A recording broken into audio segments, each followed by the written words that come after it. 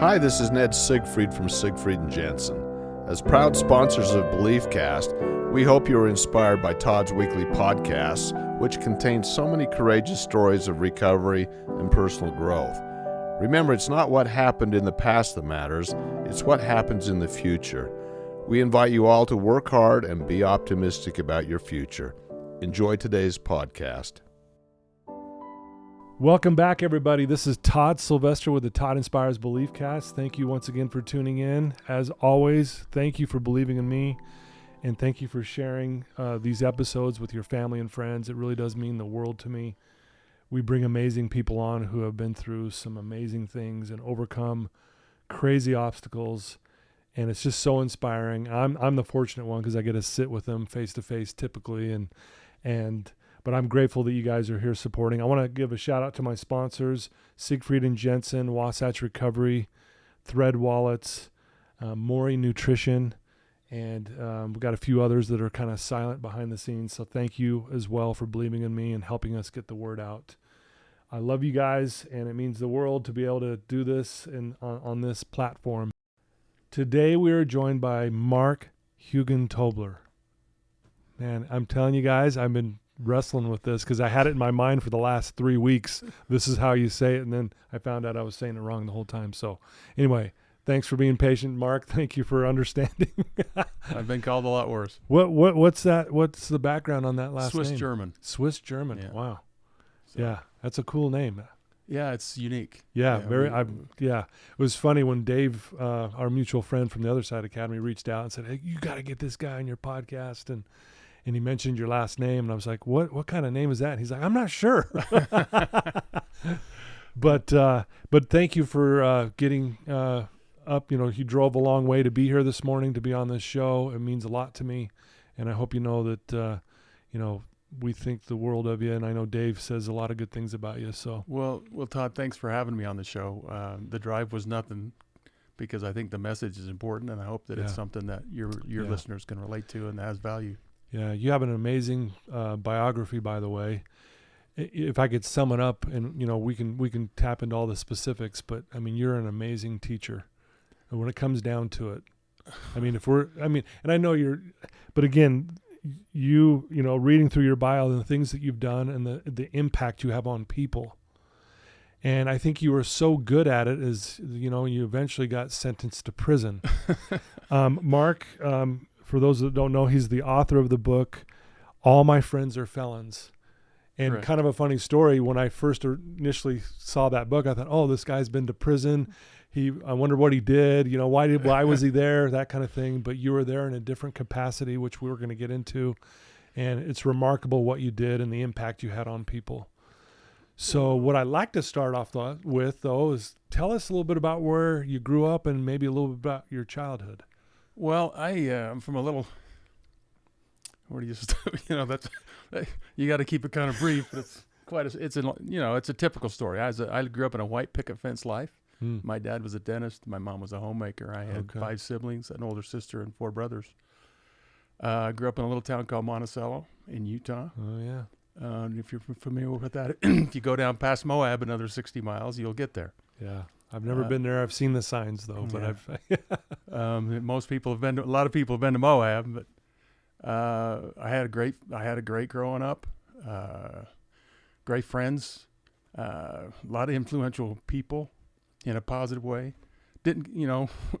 We got into mischief. We were kids, and sure, yeah. But we were so involved in the sports in our school, dirt bike riding, boating, fishing, hunting, skiing. We just had a really beautiful life there. Yeah. And so things really went pretty well. I have friends that I still communicate with from high school that are very special. Grew up a member of the Church of Jesus Christ of Latter-day Saints. Okay. I probably wasn't a stellar youth. Right. In fact, but I eventually went on a mission, as did almost all my friends. Okay. How was that? I've never been on a mission or anything like that, but I hear they're pretty difficult. In many ways. I went to southern France.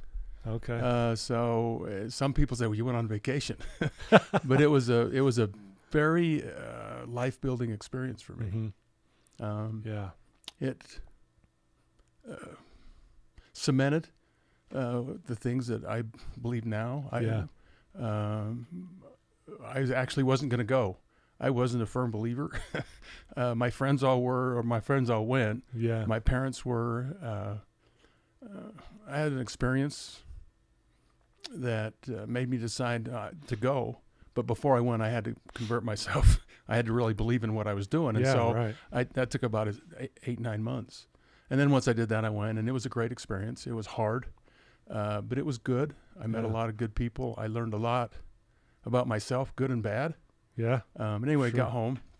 I always wanted to play college basketball. I went to Snow College, played a little basketball there. Met my wife, who was from Ephraim. She had no idea what she was getting into. Right. She's still with me though, so that's good. I was always an adventurous guy. I've never been one to be the status quo. I've never been like, the church thing. I wasn't just going to accept it because everybody else did it. That was not part of who I am. I want to figure out things, and I want to do them because they mean a lot to me. Yeah, right. And so that's kind of where I've been my whole life. I wanted to be a basketball coach, so I went to school, got that education, actually went back to the same community to start coaching, spent 11 years in that community. 9 years I was the basketball coach.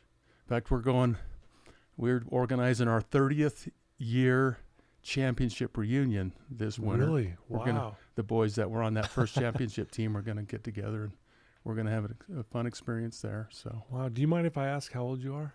I am 63. Really? So do you remember a guy named Coach Duke Reed from Brighton High School? I know Duke Reed. I know of him. Yeah. So I went to Brighton High School. I played basketball, and we would do our team basketball camp during the summer. We'd go down to Ephraim.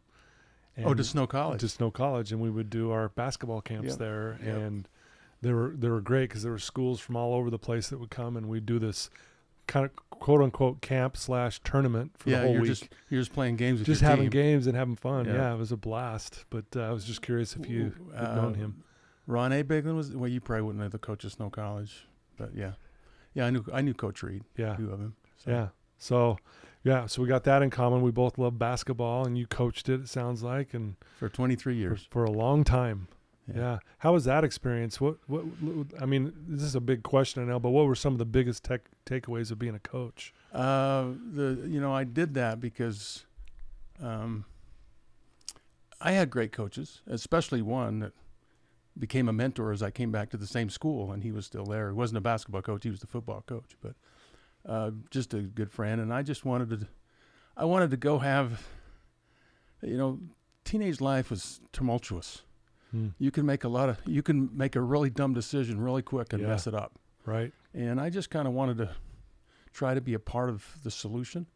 That was important. I loved basketball. I wasn't good enough to play beyond junior college, and so I wanted to do that.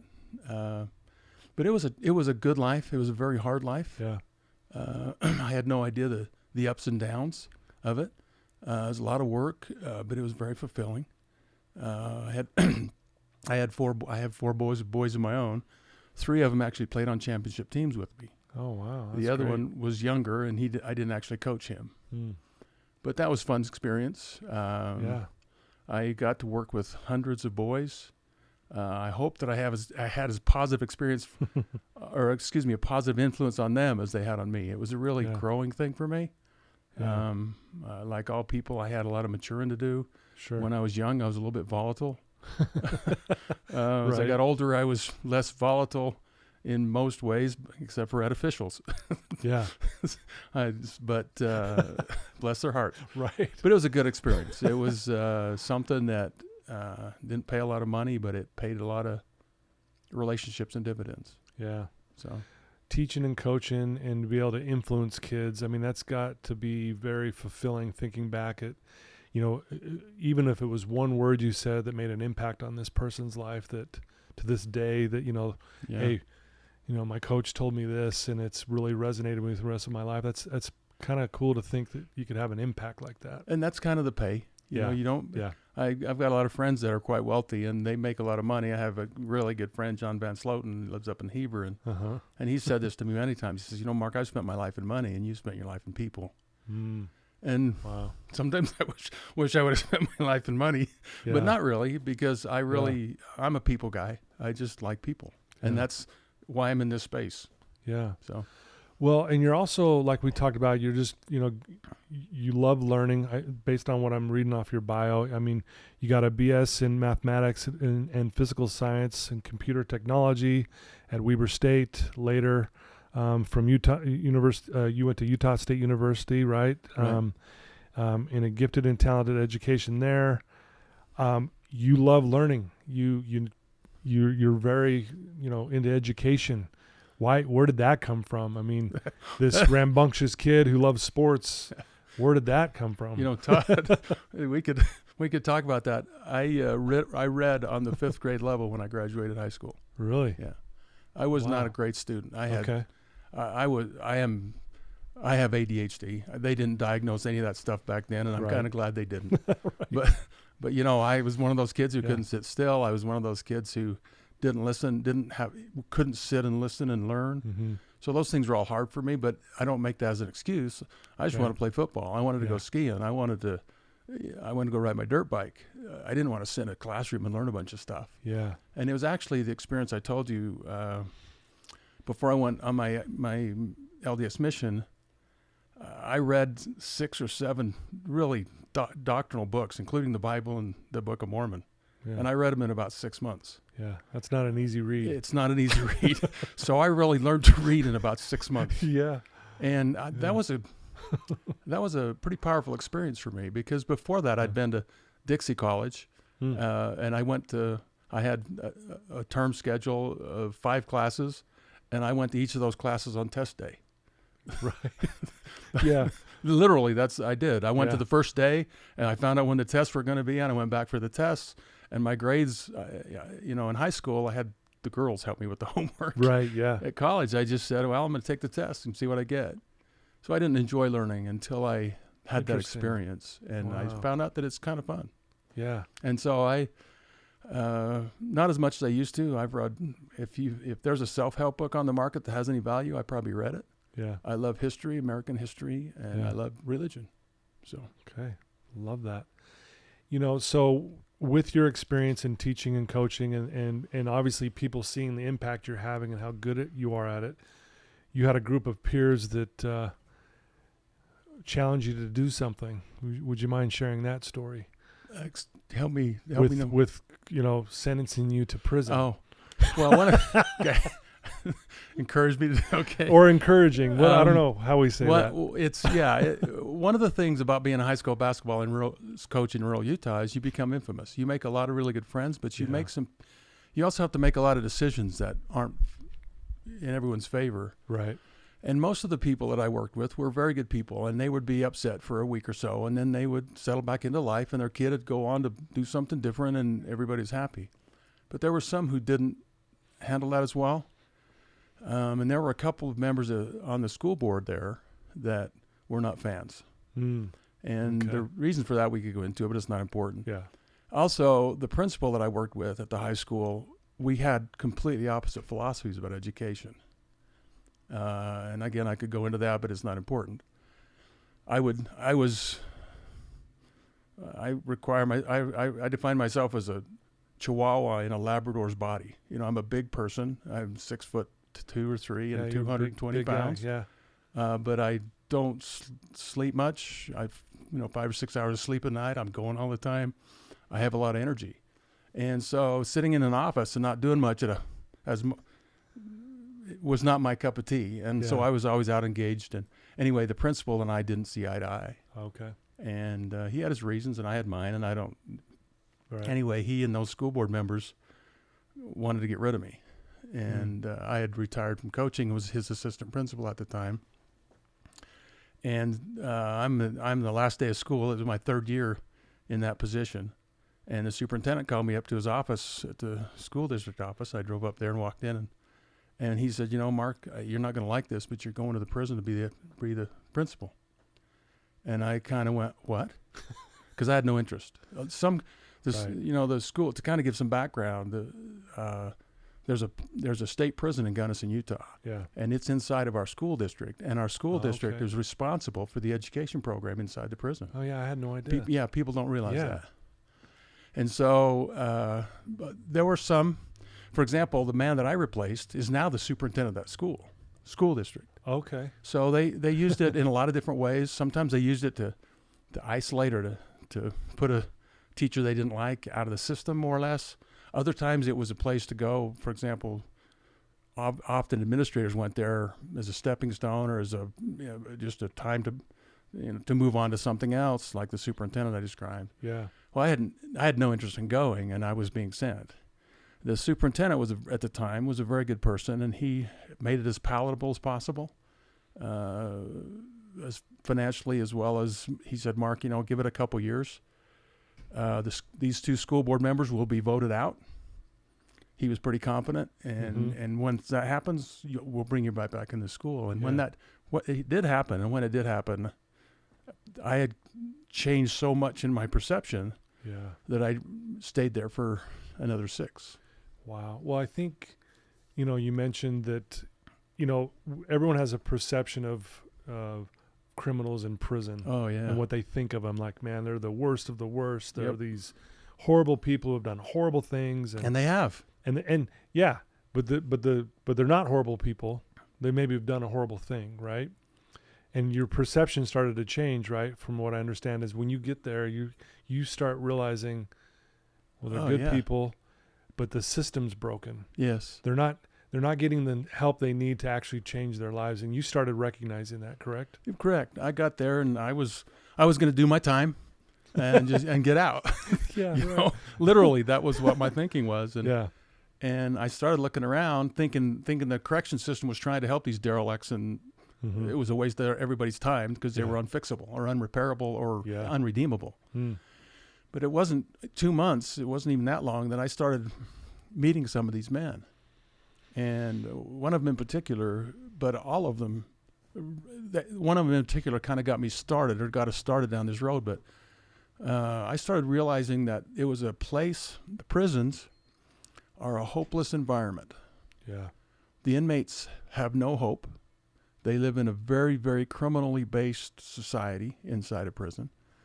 The officers, similarly, the ones who want to try to do the right thing, are not encouraged in that regard. In fact, sometimes it's detrimental to their career.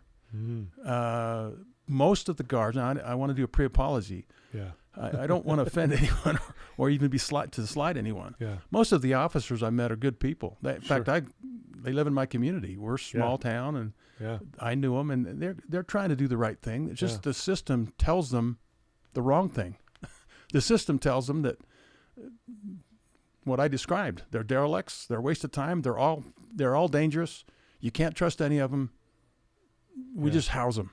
Yeah. And that's what the system is. And what I discovered is, yes, they have done bad things, and I don't want to minimize that. We need prisons. We need police officers. I'm not a defund anything in that neighborhood. Right. We need to keep society safe, and the people that aren't keeping society safe need to be incarcerated. Yeah.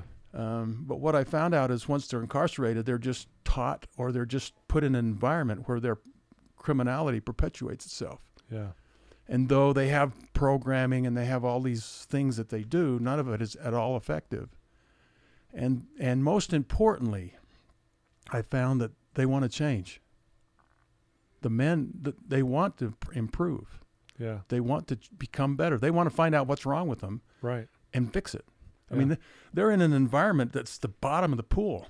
They're in a cesspool right at the bottom. Yeah. There's what's lower.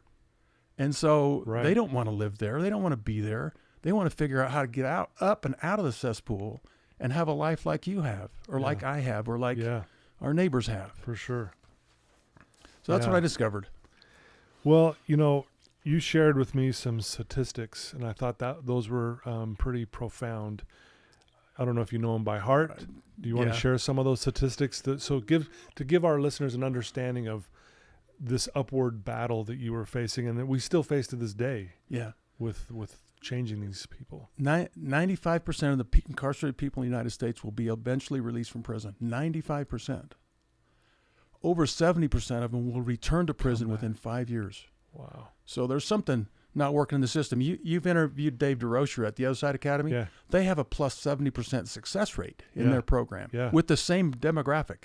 They're not just pulling the average Joe in there. Exactly. I think he said 26. I think he said his students have been to prison 26 times on the average, in and out of jail. Yeah. So he's dealing with a tough demographic. Tough they crowd. Succeed 70% of the time. The Department of Corrections in Utah succeeds less than 30% of the time. Yeah. So that's an interesting demographic. That is. 79% of the people going in prison, if 100 people were to go into prison today, 79% of them would be repeat offenders. Wow. 80% of the people that are going in have been there before. Only 20% are new. Wow. That puts it in perspective. 80% have serious addiction issues. About a third have serious diagnosable mental illness issues. Yeah. 56% of them have children under 18. And there's some statistics that are pretty indicative of a broken system. Yeah. Well, and then such a ripple effect if they're going into prison and they're not getting the help and the lift up that they need to never come back. And not only never come back, but actually just improve and be a better human being. Be productive. Right. Don't be a burden anymore, right? Right. Because we're just paying for them. Yeah. They're just living off the system. I say that not literally. They're not thinking that way, but that's what's happening. Yeah. We're paying for them to live, and it makes no sense. Well, you had a huge impact while you were there. Will you talk about that and what did you start incorporating, and how were you able to kind of connect with these people who, like you said, at quote unquote, maybe believe they're unredeemable. They're never going to get out of this. Yeah. What did you do? Well, I started talking to them. I started to get to know them. I mentioned that Charles Gordon, who's still in prison, was one of the first people I met. And I brought him into my office, and I would spend hours in my office with him. Mm-hmm. And then we brought other people in, and everybody thought I was crazy. Mark, you can't be in your office with these men. They're terrible men. It's dangerous. Yeah. Well, my office is a fishbowl, and the door was open. Yeah, right. I mean, we could have had the meetings in the hallway. Yeah. And I might add that very unique in Gunnison Prison is we had a corridor with 12 classrooms. So we kind of had a little school. Yeah. So guys were coming into the corridor and going to the classes with the teachers. Well, I had an office right in the middle of that scenario, and it was a fishbowl. Anyway, I started talking to them, and I started finding out that my perception of them was wrong. Mm. Yeah, they'd done terrible things, and and every one of them that I worked with admitted, I need to be incarcerated. I don't belong in society the way I was. But I also found out that they wanted to change. Mm. They trusted no one. It took a long time for me to build trust. But with the little group I had, we took that trust and we let it grow. We used the Dave DeRocher, the Other Side Academy, Each One Teach One model. Yeah, and we reached out using inmates. Yeah. And over a short period of time, they came to a large group of them came to trust us. And when I went into prison, there were 247 students in that school of 1,500 men. The short story, and we did secondary education, reading, writing, arithmetic, history, science, stuff like that. Yeah. They could get a GED or they could get a high school diploma. When I left the facility after 8 years, we had over 1,100 inmates directly involved in our program. And we had expanded the program to post-secondary without any additional money. Okay. Well, I'd got some grants, so I guess I did get some additional money, but it wasn't from corrections. Right. It wasn't really from traditional means. Okay. We had added a complete set of building trades programs, even to the point of, excuse me, we had an outbuilding, or we had a yard to the west of our corridor, and guys would go up. We had created a shop, and they were building sheds and building picnic tables and building things. And we just created that with some funding. We had a computer coding boot camp My son is a coder, and we found a guy in prison who was a high-level coder, and we created this thing so that these men could learn computer coding. And when I started, we had 35 some odd computers for students. When I left, we had over 130. So we got some grant money so we could buy computers, and these guys we ran 26 students through that program, the computer code program. Last spring, I met with 6 of them who had jobs on the streets. Wow. And only one of them had any computer experience prior. Wow. So we were just really doing some neat things. Yeah. We brought in, I got communicating with Salt Lake Community College, Weber State, and Snow College, and they were bringing in programs to teach.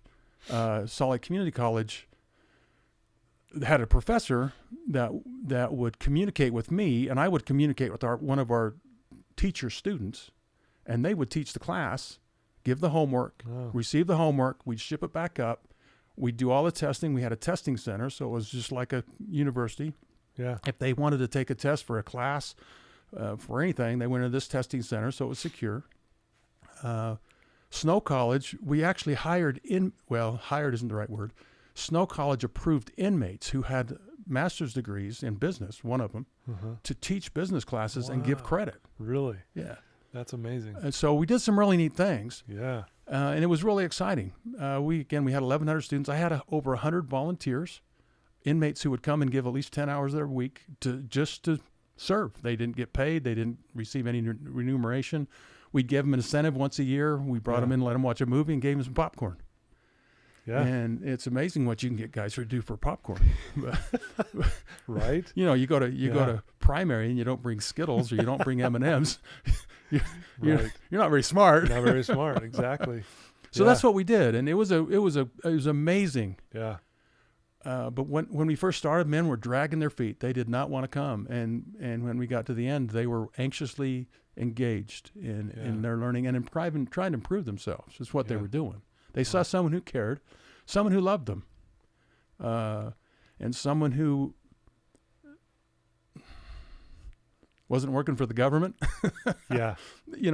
I was a government employee, but I wasn't. I was someone who cared. Yeah. And I just did the things that I'd done in my career. I was a coach, so I empowered people.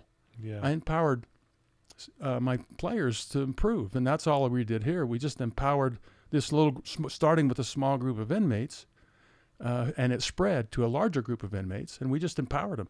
We didn't hire criminals. If guys were breaking the rules, we fired them. Yeah. I had one guy I fired 5 times. He just kept coming back, and finally the last time he stuck because he realized that I wasn't going to put up with any shenanigans. Yeah. We used the Each One Teach One model. We used the Trust But Verify system. Dave DeRocher, I met Dave from the Other Side Academy. He came in and spoke, I think it was 2014 or 2015. Yeah. I met him then. I immediately went to the Other Side Academy, and we stole a lot of their stuff. Yeah. Yeah. Yeah. If they're doing it right, let's mirror it and let's do the same things. So yeah. The sad thing, I retired in 19. I might add, the principal who got me sent to prison voluntarily took my job. Really? Yeah. Interesting. One of the school board members who had been removed from the school, been unelected from the school board, applied for a job at the prison. Oh my gosh. So we had turned a school. We had the largest school in the district, 1,100 students. Yeah. We had one of the largest adult education programs in the state. So it was pretty cool. Sadly, within 2 years, that program was pretty much gone. And now it's completely decimated. All the computers are gone. There's less than 200 students. All the programs, the post-secondary programs are gone. It's gone. And it's indicative of the Department of Corrections' unwillingness to fulfill the second half of their mission statement.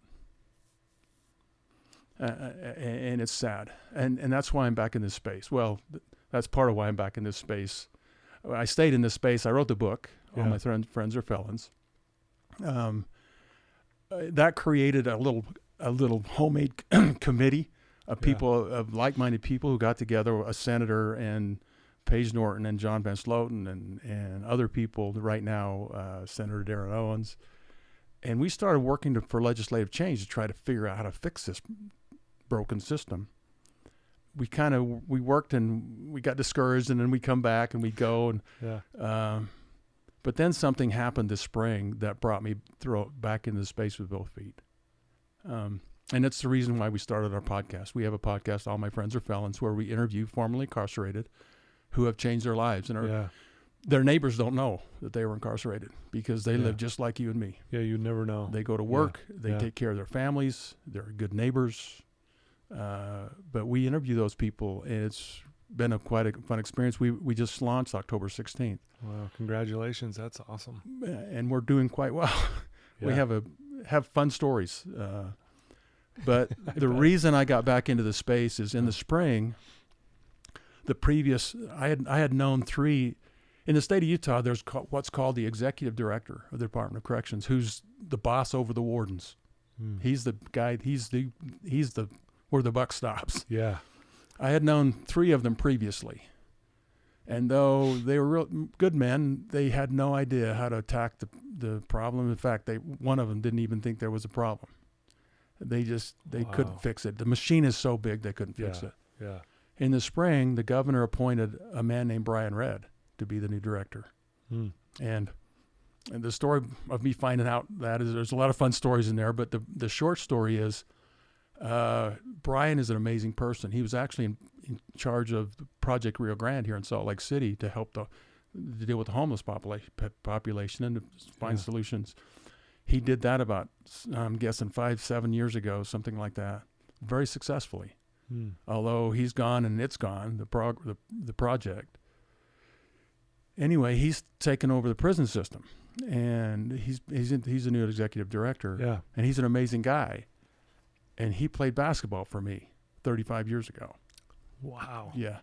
So when he was appointed, and I realized who he was, I reached out to him, and we met and we talked, and he's an amazing person. Yeah. And he is going to change the system.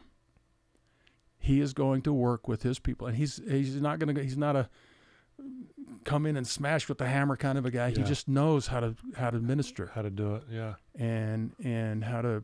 Is he leaning on you too for like how you did things and? But he's got so many. I was just curious. I'm just a small piece of the cog. Okay. He's got stories about me when we were together. Some of them are fun, but he comes from a great family. I actually worked for his dad when I was in high school, so I know the family very well. Anyway, he's already making incredible changes that are going to empower the system to change. And it's not going to happen overnight. But anyway, that's why I started our podcast. I felt like that's something I could do to support, to help the general population realize that I was wrong. They're not unredeemable people. Yeah. They're not. They did do bad things, and they need to be incarcerated. Yeah. But once they're incarcerated, if we don't help them change, it's stupid. Yeah. And it flat is stupid. I mean, we expect that they're going to change themselves because they got locked up. Right. And the opposite's true. They get worse because they're around criminals. They talk about it. They brag about it. They have to live in that gang-filled environment, or to survive, they have to get along. Yeah. And change is really hard. Yeah. And we expect them to wave a magic wand over them. Okay, you're out of prison. Your addictions are all gone. Your bad thinking errors are all gone. Yeah. All those things are better. You're going to go live a really nice life. Good luck. They don't have a driver's license. Yeah. They don't even know how to get one. Yeah. Most of them have never used the internet. I mean, think about that. Yeah. Well, it's not so much now, but when I went in 2011, if they'd been in for 11, 12 years, they didn't even know what the internet was unless they read it in a magazine. Wow. Phones, cell phones. It's amazing. I mean, you think about these things, and they don't know how to navigate our new world, and they wouldn't know how to navigate the old one. They're given very little help. They give them $50 at the gate and say, good luck. Check in with your PO, your parole officer. And so they're not prepared at all to go into life. It's like, if you're a parent and you've got a child and you let him run amok for 16 years, And then you say, okay, son, you're going to be an adult in a couple of years. We're going to straighten you out. And it doesn't work that way. Yeah. It takes a long time to get broken. Yeah. And it takes a long time to repair. Yeah, for sure. There's no quick fix. No quick fix. Wow. So you wrote this book, All My Friends Are Felons. Yeah. And I love the title, by the way. And I think that's very appropriate because I think what I'm hearing is the reason why you were so successful is these people that were locked up started considering you a friend. Absolutely. Because they felt you said you showed them love, you would listen to them, you treated them as a human being. Yes. I mean, all these things, and I, in my business here with my clients, in recovery, connection is truly the opposite of addiction, right? It's when we're fully connected to someone, and that's what I'm hearing, is these inmates at the time felt connected to you. Yes, I would say so. Yeah, I was certainly connected to them. yeah, absolutely. And I know you get emotional when you think of that a little bit here, and I love that you're doing the podcast because it's another way to connect. Yeah. Now, tell us more about this book. Is it about just your experience while you were in there, or is there more to it, or is it just mainly kind of your overall view of everything that you went through in there? It's my experiences. It talks about the beginning. It talks about getting sentenced to prison. There's different chapters that talk about the story. It opens up with how I decided to write a book. I mean, I'm a dumb basketball coach. Basketball coaches don't write books unless they're about basketball, right? Yeah. And that was an interesting story in and of itself. Sure. Angie and I decided to retire. We were going to southern Utah to do an adult education meeting with my peers. And we went down to Purgatory, which is a jail in St. George. St. George, yeah. Washington County. Yeah, what a name, by the way. What a name. Who came up with that I don't know. name? But Sorry. they had started our code camp down there. Okay. And so I was trying to expand. I was working with a half a dozen of the county jails who house state inmates. So we don't realize that, but I won't go into all the details, but there are state inmates that go to multiple counties and are housed there for money, for financial purposes for the county so they can have a nice jail. But so anyway, we'd started these programs in different county jails, and I'd gone to Purgatory. I was going down to Purgatory to do that. I went into their education room and was talking to their director there, Josh Boatwright. And as we're sitting there, a dozen or maybe 20, probably not 20, 15 guys come into the education classroom. And there's a dozen of them that I know. Yeah. There's 6 or 7 of them I know by name. Wow. And they all come up to me, "Hey, Mark, what are you doing?" And I said, "Well, I just came to try to help you put this together and make it work." And so I'm chatting with these guys like they're my friends. I mean, they are. They are. I know them, but I know their first names. We had experience together. And anyway, I turned around to Josh kind of sheepishly, and I said, "All my friends are felons." And he said, "That sounds like the title for a great book." And that was the beginning. That was the beginning. That was the beginning. Wow. I got back to the car and I told Ange the story, and I started thinking about this, and next thing you know, I just started writing down my stories. Each chapter is has a different theme. Yeah. They almost all have to do with some experience or experiences I had. I had two inmates who co-authored the book. So part of it's written by one of them, a former inmate, and the other an inmate now. And their stories are incredible. That's awesome. So that's the book. And it talks about the problem. It just talks about my evolution. And then when we get to the end, it talks about a solution. And I've actually submitted that solution to the new director, and he's very interested. He's also very interested in the Other Side Academy and some other things we do. Good. So. Wow. Making some changes. Some things are happening. Things are happening. So it's good. Yeah, isn't that cool? Like, again, like what your friend said, who's, I've been involved, my life's been involved in money. Your life is involved with people. And that's obviously you're very good at that. And coaching is no easy task either, right? Coaching kids. It's all about people and dealing with kids and parents and all kinds of things that parents that have nothing to do with basketball. Well, and parents are great. No, I know. They love their kids. They're just they get a little overzealous. Yeah. So. But I know this is a big question because you've got many stories and many experiences. You even mentioned, you can now see, you're able to see the viewpoint through an inmate's eyes and what they're going through. If you could sum it all up, like what's the biggest takeaway or the lesson that you feel like you learned? Like what did you learn through this process of being the principal out there at the prison? That's a big I know. answer. There's just a couple of things. I think one thing that I'd have to say is, from a Christian perspective, all men are redeemable.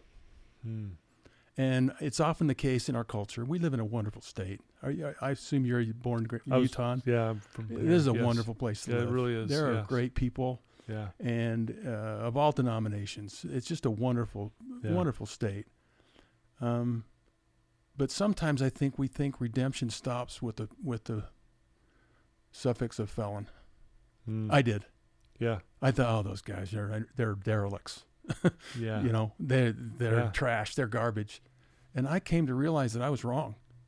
That not only are they redeemable, they want redemption. There's not one of them. They get in their criminal state and they all talk about how they did this terrible thing or that terrible thing. But when they come to themselves and when they move to change, they have deep regret for what they've done. Yeah. They can't fix it. Can you go change your past life? I know you've hurt people because you're a human being. Sure. I know I've hurt a lot of people. Yeah, yeah. And I feel bad for those things. Some people's things I don't even realize I did. Yeah. But I don't want to hurt people. Yeah. And I believe most people are good. Yeah. I believe that most people want to do good. And I believe that's true with inmates. Yeah. Their challenge is they just often either don't know how or don't have a path. They can't get out of their mire long enough, out of their rut long enough to make a change. One of the parts of the story that's a big catalyst for this story was the violin story. And I don't know if you've looked at that. No, I haven't yet. Tell us about that. Real quick. Please.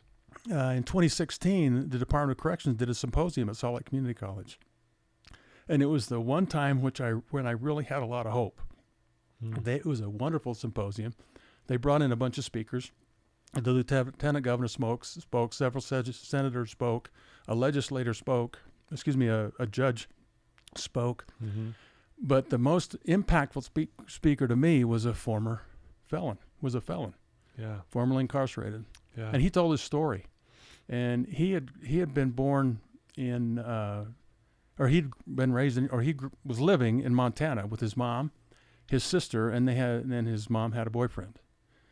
He had a baby brother born, and soon the dad disappeared. He didn't want anything to do with all that mess anymore. Yeah. And his mom was destitute. She moved back to Ogden, where she was from, to try to get support from her family. So he went from isolation in Montana to what I would call Utah's inner city, between Harrison and Washington. Yeah. That's a tough place. Tough place. A lot of good people there. I lived on Brinker for a while when I went to college. So, yeah, okay. So a lot of good people there, but it's a tough neighborhood. It can be a tough neighborhood. Anyway, he grew up. He starts, his mom's trying to work and figure it out, and he's got nothing. He finds some clothes on the neighbor's clothesline. He puts them on, and they fit. He sees a bicycle laying around, and he picks it up. Oh, I've got wheels now. Next thing you know, he realizes there's a guy who wants to buy some wheels, so he starts stealing bikes and selling them. Short story, he's in and out of juvenile detention, goes to jail, prison. He goes to jail first time when he's 19. Well, he's standing in front of a judge, headed back to prison for the fourth time. And the judge is pretty disgusted and asks him if he has anything to say for himself. And he says, "Judge, can I ask you a question?" He says, "Go ahead." And he says, "Can you play the violin?" And the judge says, "Well, no." So what if I ask you to play the Star Spangled Banner on the violin? Could you do it? He said, "No." He says, "Well, what if I put a gun to your head and threatened your life if you couldn't play the Star Spangled Banner on the violin?" He says, "No, I can't play the violin." He says, "What if I threatened your family?" He says, "I can't do it. I never learned how." And the excuse me, the man, 29-year-old man, kind of ducked his head and looked back at the judge. Says, "I never learned how to live a good life. Could you teach me?"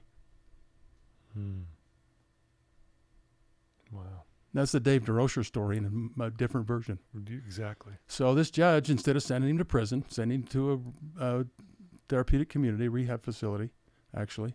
And he's standing here. He's 39 years old at the time. 10 years later, he has a wife and 2 beautiful children. He's got a business. Yeah. He's paying taxes. He's living in communities he's covered with tattoos. He's got tats from head to toe, but he's a good man, providing for his family, taking care of them. Because rather than just throw him in prison and let him do what they do, he had a different path. Now, I'm not saying we shouldn't have prisons, and I'm not saying that this guy shouldn't have maybe gone to prison. Right. But what has to happen when they get there is they need to, and that's the most important part of this story, I think. Yeah. They need an opportunity to change, and if they want to change, they need to be separated from general population where the politics go and the gangbangers go, and they need to be given an opportunity to grow and change and become. Yeah. And it happens when they come to themselves. I'm a big fan of the prodigal son story. Yeah, came to himself. And he comes to himself. They come to themselves, and they start to realize, wait a minute, what Pops had was a whole lot better than what I'm having. Yeah, what am I doing here? And they put hat in hand, and they don't go back and ask for it all back. They just go back and want to be a servant because it's way better than what they are. Yeah. And the humility so the accountability is what's happening. They become accountable for who they are. They quit blaming dad. They quit blaming the guy who molested them. They quit blaming their wife or their whoever. Yeah, right. They start saying, I am responsible for my life. I'm an adult. That accountability is powerful. I am responsible. And what I gave up or what I could have over here, I have to take hat in hand, come to myself, and go get help. And then what happens with the father is also important. The dad doesn't cast him aside. He doesn't push him. He says, come see me. Yeah. So he doesn't give up accountability. The kid's still accountable, but the dad loves him.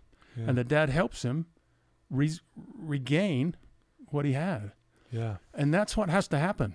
We can't have government programs and stuff. We got to have the Other Side Academy and Captain Your Story. For sure. And these private programs that are allowed to go into prisons and not change their lives, help these men do the work to change their lives. You know this, Todd. You can't change anybody. Nope. All you can do is provide channels, opportunities, pathways, ideas, love, support, and a kick in the butt. Yep. Yeah. That's it. Yeah. So I'm sorry. No, it's beautiful. Thanks for sharing that. Back to the prodigal son story, the best part of that story, in my opinion, is when the father sees his son coming back, and the father already knows he's blown up his life. Yeah. And the first thing the father has for his son before he runs to him is compassion. Yeah. And really that's what you were showing these guys. Yes. At the end of the day, I've got compassion for you despite the things you've been through and despite the things you've done. That's why you've been successful. I can feel it here when I'm talking to you. I mean, it's even make me a little emotional, but I can feel that.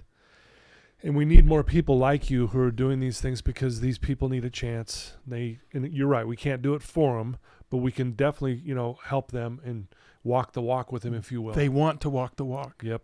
They just don't know. That guy's like, show me how to be a good person. Will you just show me? Yeah. What do I do? Talk about humility. Yeah. I'm not a good person. Will you show me how to be one? Yeah. And they're like that. Right? They say that to me. Help me. And some, I'm not saying to a man, and I'm not saying they're all the same. Sure. But in general, that's where they are. Wow. And think about what it does for society. Yeah. Think about, I'm doing better than you are. I know. Sorry, that just hit me hard when you shared that story. Wow. It's a powerful story. Yeah. It's part of the book. Yeah. In fact, it's in the opening page of the book, a brief synopsis of it.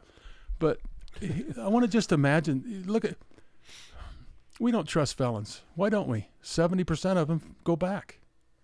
Why would we trust a group of population that is 30% good and 70% bad? Yeah. And the 30% that's good, they disappear into the culture. Yeah. They become us, and so we don't see them anymore, and all we see is the 70. But imagine how our society's different. Yeah. If these men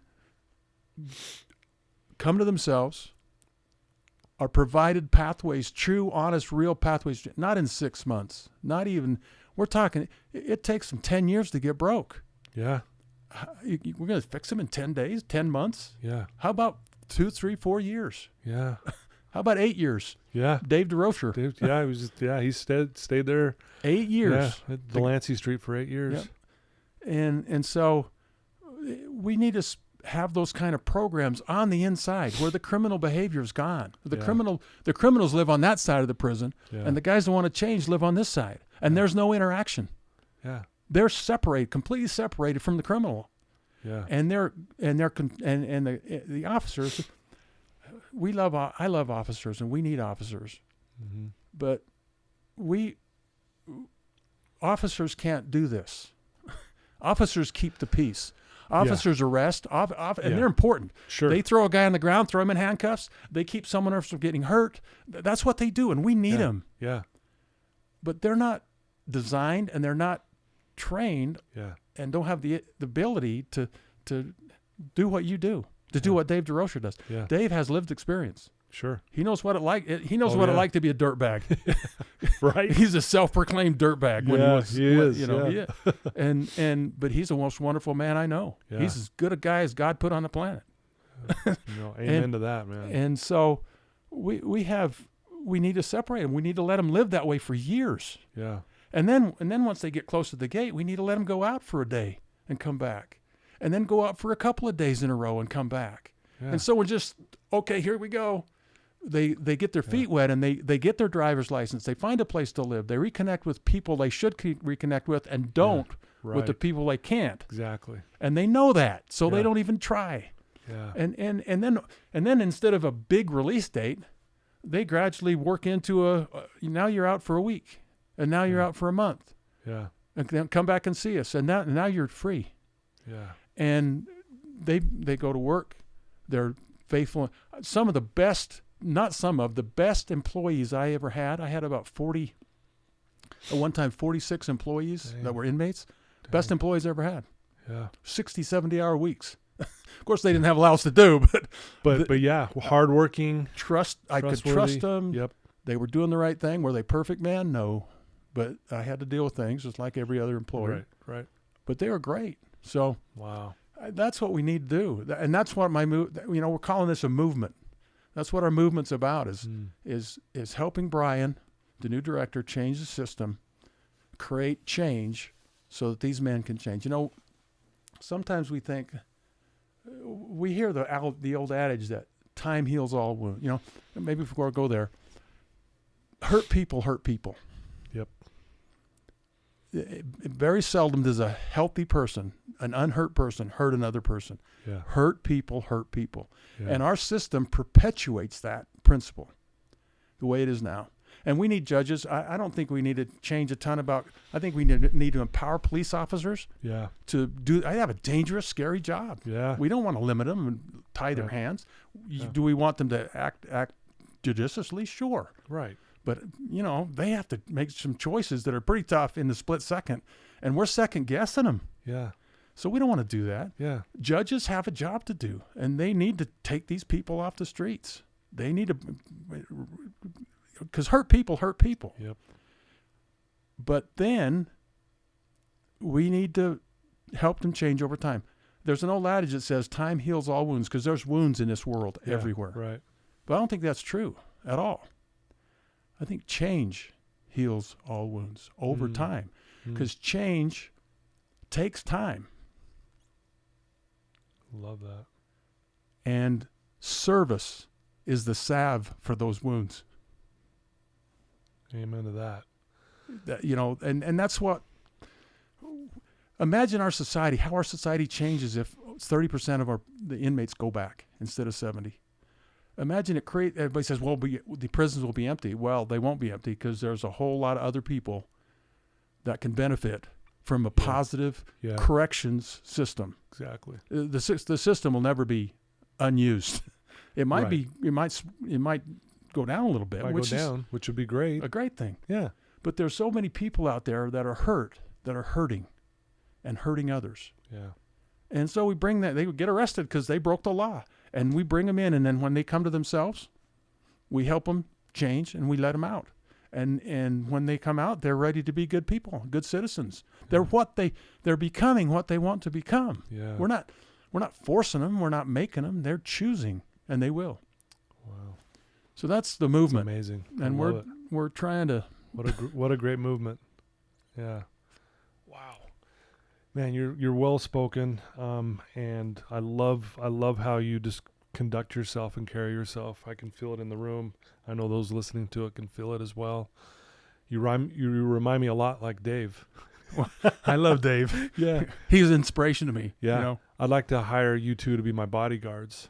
And I think, man, I'd feel pretty dang safe.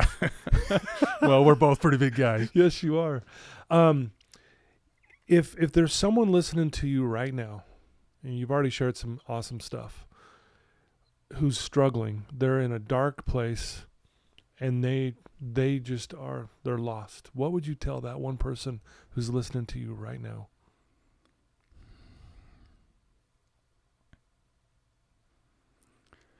That there are so many resources available. If you live here in Salt Lake City, if you live in Denver, there are others in other parts of the country. Mm-hmm. There are so many places where you can go and be safe, and you can go to save yourself. Yeah. There's people who love you, and there's people who want to help you, but they're not the drug dealers. They're probably not your friends, the guys you hang around with. Right. They are people like Dave DeRocher, or like Amy Chandler, or the Red Barn, or Todd Sylvester. There are people out here who have been, and I haven't been through addiction personally, but I've seen all my friends are felons, and 80% of them are addicts. Yeah. There are so many people that are willing and ready to love you and help you become what God has destined you and designed you to become. And it's a choice.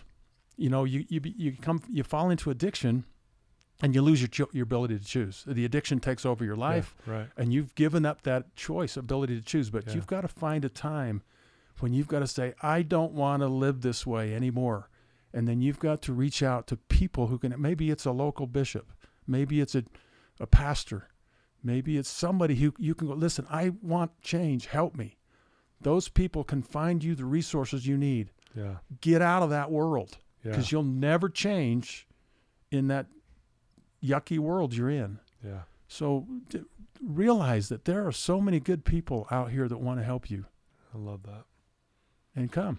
Yeah. Just come. Just come to yourself. Yep. Come back to Papa. Come Yeah. back to the people who love you. Yeah. And realize that they'll take you back. Yeah. You know, I think a lot of these people are scared. I actually have a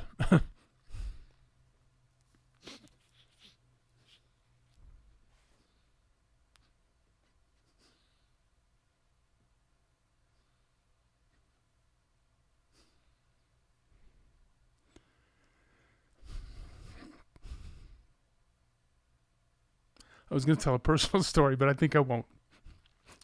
Okay.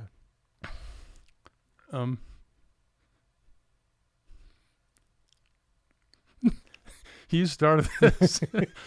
I think you did.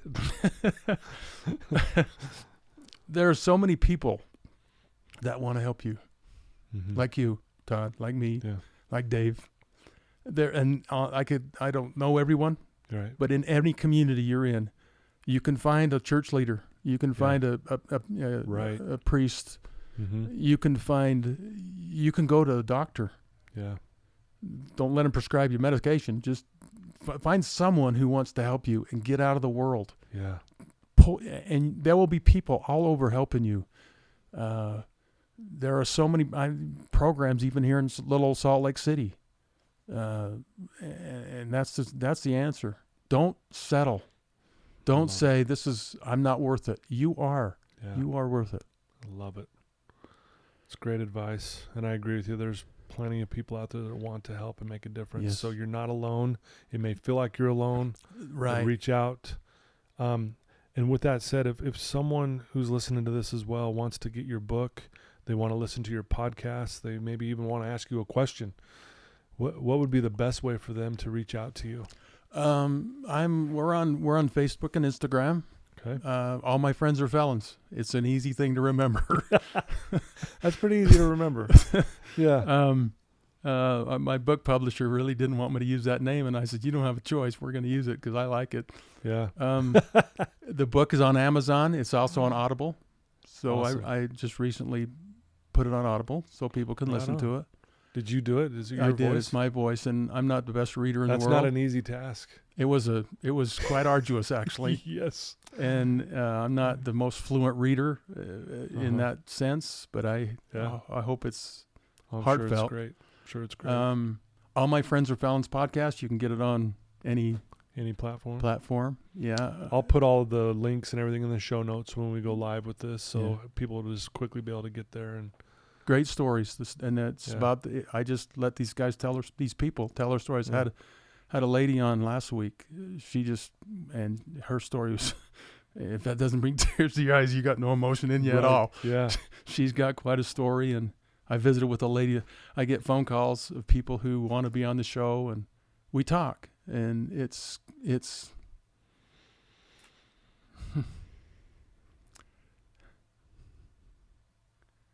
humbling.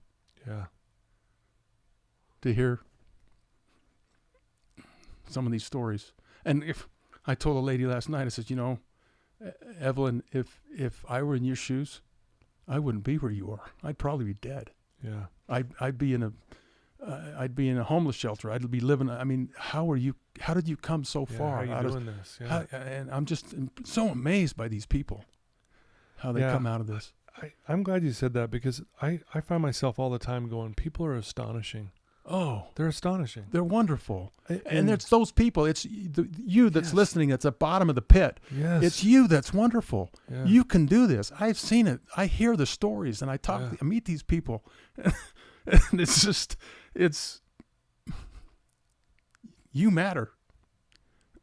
You are important. Yeah. You are loved. You are wanted. And you need to remember that. Yeah. Wow. Thank you. Thank you, Mark. Thank you for being here. Well, thanks for having me on, Todd. Wow. This was awesome. I can't believe we've been going for over an hour. It felt like 5 minutes. It really did. I had the easy part, though. Right? But thank you for being vulnerable and for sharing your gifts with the world and trying to make a difference, and you're still doing that. And I'm going to get everyone I can to listen to your podcast and to buy your book, and hopefully I can at least support and be part of that movement you're talking about. And I love rubbing shoulders with guys like you, because I was once there before too in my life, an addict and broken and damaged, and didn't know if I was going to make it. And if it wasn't for people like yourself, I wouldn't be sitting here with you today. So I'm grateful. And look at what that. you're doing. Well, look at the good you do. Yeah. You didn't just go back to a making money life. You went back to a life of service and help.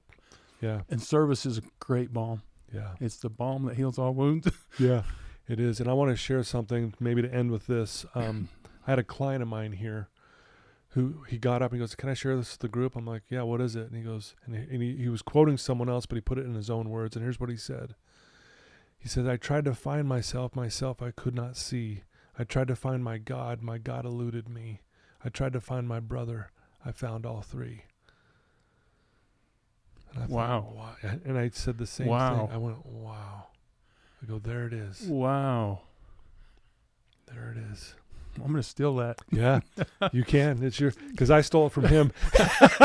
You can. It's all yours. I'm going to have to think it through, and you might have to repeat it. Yeah, I'll text it to you for sure. That's beautiful. But that is just so true. Yeah. Well, this is a great conversation. Thank you for sharing. I mean, you made my day. You made mine. So I hope you know that. Thanks, Todd. Yeah. Okay, guys. Mark, everyone, man, thanks for being here. Thanks for tuning in. I'm going to put all the links to Mark's book and his podcast that you guys can just directly click on it and get there. Reach out to them on Instagram or Facebook. Ask them a question. If you got someone who's struggling, ask Mark a question on what to do. You can ask me. Obviously, you guys know that. I like to say this too. If you have a family member or a friend who is down and out and you're not sure how to communicate or get to them, send them a link to this episode. It'll break the ice. And then you follow back up with them and say, hey, what did you get from that episode with Mark and Todd? And it will open up it'll open up their heart, if you will, right? So, Mark, once again, you're the best. Thanks for your time, and good luck to all the good things you're doing, and we'll do whatever we can to support you. Thanks, Todd. Okay. Till next time, everyone. Love you guys. Take care.